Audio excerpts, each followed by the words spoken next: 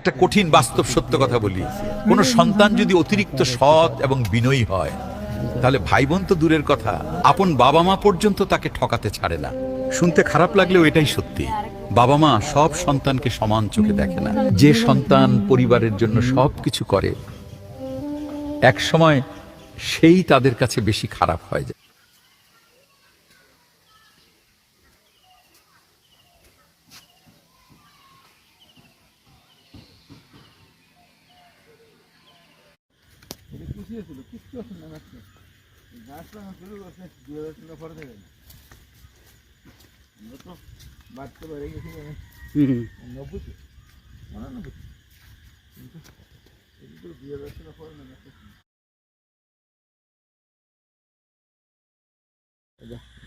কাঁদতে কিনা রাখছে কাঁদতে হালাল করে রাখছি